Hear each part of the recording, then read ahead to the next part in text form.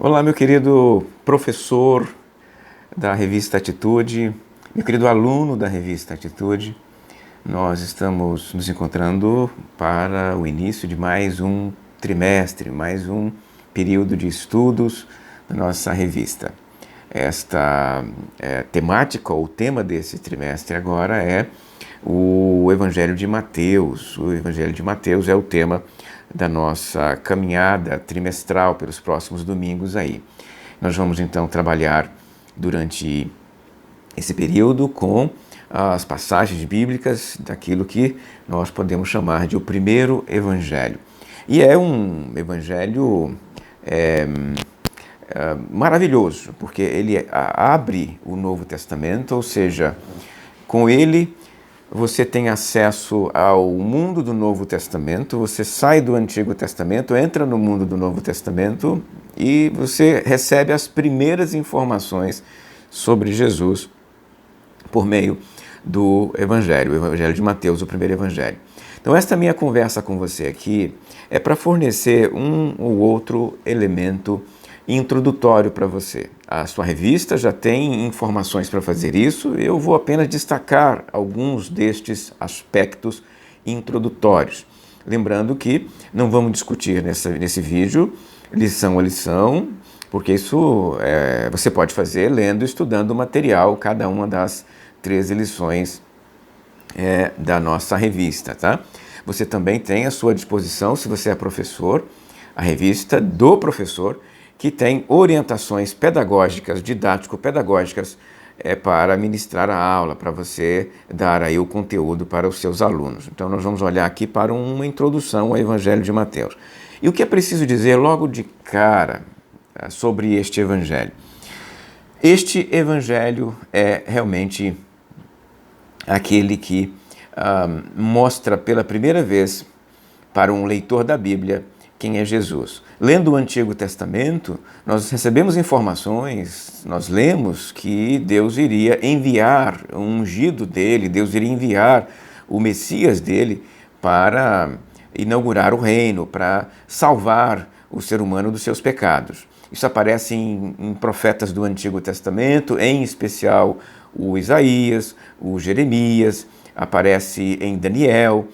Ou seja, você tem antecipações proféticas, você tem profecias no Antigo Testamento que falam deste evento que é a chegada do Messias, né? O Hamashia, em termos hebraicos. Pois bem, esta expectativa, esta espera estava no coração e no imaginário dos judeus.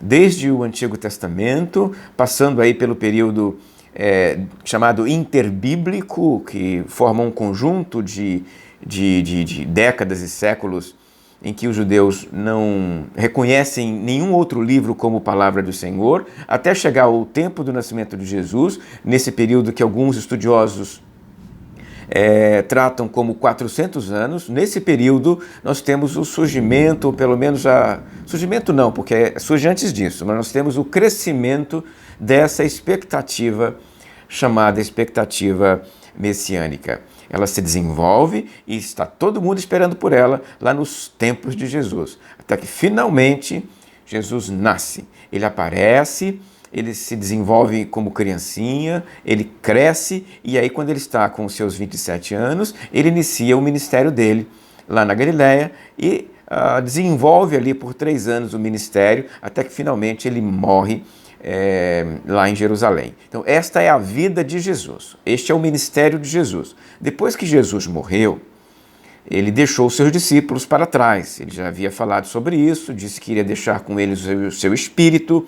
Então agora os discípulos têm apenas o Espírito Santo com eles, mas Jesus já voltou para o céu. Os discípulos estão reunidos como igreja e têm como tarefa fazer esta igreja crescer, esta agência, este instrumento do reino de Deus na terra se desenvolver.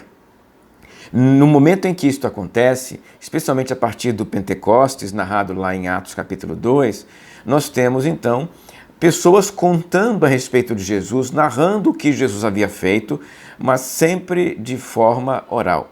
porque Jesus não escreveu nada e neste momento inicial, nenhum dos seus discípulos escreve alguma coisa. Eles pregam sobre Jesus, ensinam sobre Jesus, eles falam sobre Jesus, mas eles não escrevem ainda. Vai levar um período para que isso aconteça. Entre a morte de Jesus e sua ressurreição, ou seja, entre a partida de Jesus, o surgimento da igreja e o primeiro evangelho escrito, lá se vão 30 anos. 30 anos separa, então, o Pentecostes do primeiro evangelho, que não foi Mateus. O primeiro evangelho escrito foi o evangelho de Marcos. Mateus vem depois.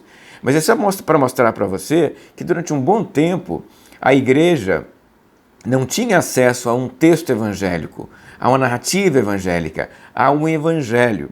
Ela tinha acesso aos sermões que ensinavam sobre Jesus, aos discursos dos apóstolos, aos ensinos ministrados de forma oral pelas pregações, como por exemplo do apóstolo Paulo, do Pedro e de tantos outros apóstolos.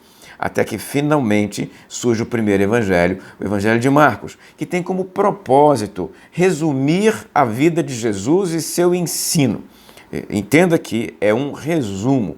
O evangelho não quer contar tudo sobre Jesus. Tanto é que o evangelho de Marcos começa a falar com Jesus, de Jesus já adulto, né? O evangelho de Marcos começa com o ministério de Jesus. Não tem nenhuma informação sobre o que veio antes de Jesus aparecer ali perto do João Batista. E a intenção de Marcos é falar sobre a atividade ministerial de Jesus, a sua morte e ressurreição. A metade do evangelho é usada para descrever a morte e ressurreição de Jesus. Até que, depois de Marcos, vem Mateus, que faz algo parecido com isso. Mateus gasta aí 2 capítulos para descrever aspectos ou eventos da infância de Jesus, mas, depois disso, ele vai focar no ministério. Então, quando surge aí o capítulo 3 de Mateus, 4 de Mateus, nós já estamos vendo Jesus já desenvolvido, né? E a atividade de Jesus aqui é em torno do ministério. Né? Capítulo 1 e 2, capítulos 1 e 2, é nascimento, é infância, é juventude de Jesus, e do 3 em diante é o ministério de Jesus. Jesus aparece, então, do 3 em diante como adulto já. Entenda que os evangelhos se dedicam pouco a falar da infância, não é o foco deles. Eles não estão querendo contar uma biografia de Jesus, tudo o que Jesus falou e fez, não. Eles querem contar coisas necessárias para que os leitores, lendo, tivessem fé em Jesus. Quem melhor explicou isso é o Evangelho de João. O Evangelho de João disse algo parecido com isso. Se ele fosse contar tudo que Jesus disse e fez, nem todos os livros do mundo caberiam, disse lá o Evangelho de João. Mas aquilo que ele contou sobre o que Jesus disse e fez, ele contou para que os leitores, lendo, tivessem vida eterna. Então entenda que quando Mateus escreve isso, como João, ele quer que os leitores leiam o texto e creiam em Jesus. Creiam que Jesus é o quê? No caso do Mateus, é o Messias de Deus. Este é o grande propósito do Evangelho de Mateus, que é produzir fé em Jesus como Messias, prometido, profetizado, proclamado lá nos tempos do Antigo Testamento. Então esta é a tarefa do Mateus. E por isso ele contou a sua história. Falou 2 capítulos aí sobre a infância de Jesus, depois nos capítulos 3 e 4 ele vai se dedicar aí a esse início do ministério de Jesus, quando Jesus está sendo batizado, passa pelo processo de tentação no deserto, chama seus primeiros discípulos. Depois, nos capítulos 5, 6 e 7, naquilo que nós convencionamos chamar de o Sermão da Montanha, aí ele resume o seu ensino e a sua doutrina de forma magistral ali para os seus discípulos, né? Terminando lá com aquela parábola das 2 casas. Quem ouve o ensino de Jesus e coloca em prática é como aquele que construiu a casa sobre a rocha. Quem ouve e não coloca em prática é como aquele que colocou a casa, que construiu a casa sobre a areia.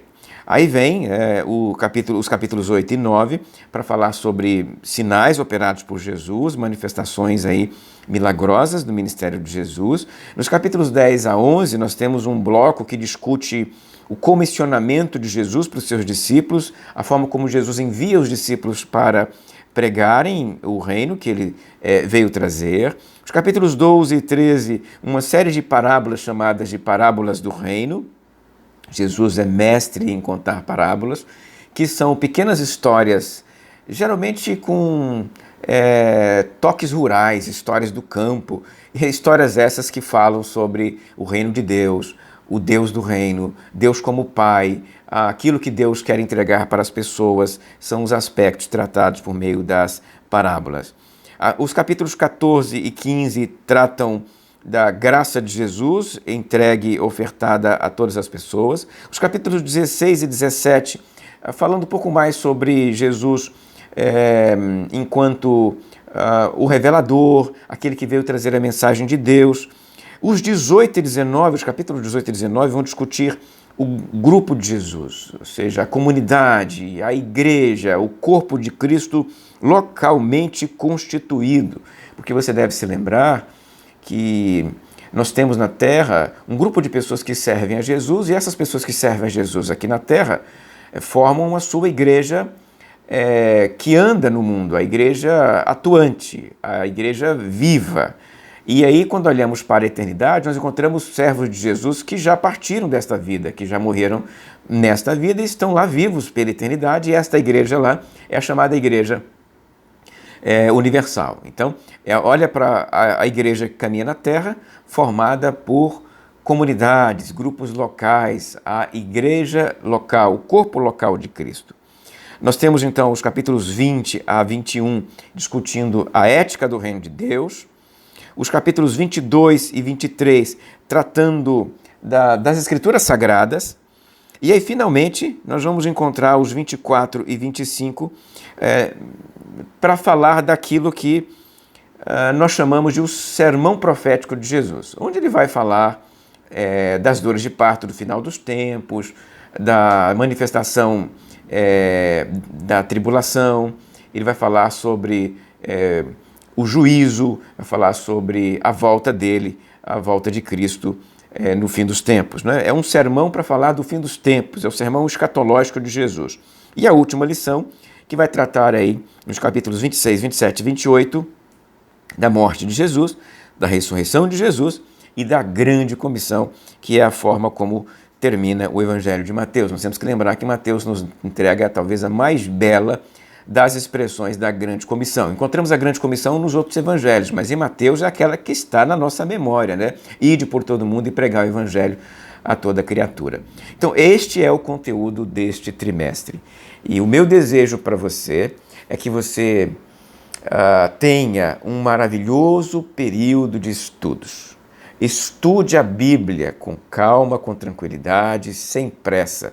Estude em casa, estude na escola bíblica dominical, junto com outros alunos e com o professor. Você deve aproveitar esse período para crescer em relacionamento com o Jesus revelado no Evangelho de Mateus. Lembre-se, o propósito de estudar a Bíblia não é nos tornar mais conhecedores de cor de versículos, saber um montão de coisas, um monte de informações. Isso não é o propósito. O nosso propósito é estudar a Bíblia para nos aproximarmos mais de Jesus, para nos relacionarmos melhor com Ele, para que o conheçamos mais de forma íntima e próxima. É este o propósito do nosso estudo bíblico. Então você estuda a Bíblia para conhecer mais Jesus. Então você aproveita esse trimestre lendo e estudando esse delicioso Evangelho, o Evangelho de Mateus. Eu sou Valtair Miranda e quero desejar mais uma vez para você um bom trimestre de estudos. Até a próxima, se Deus quiser.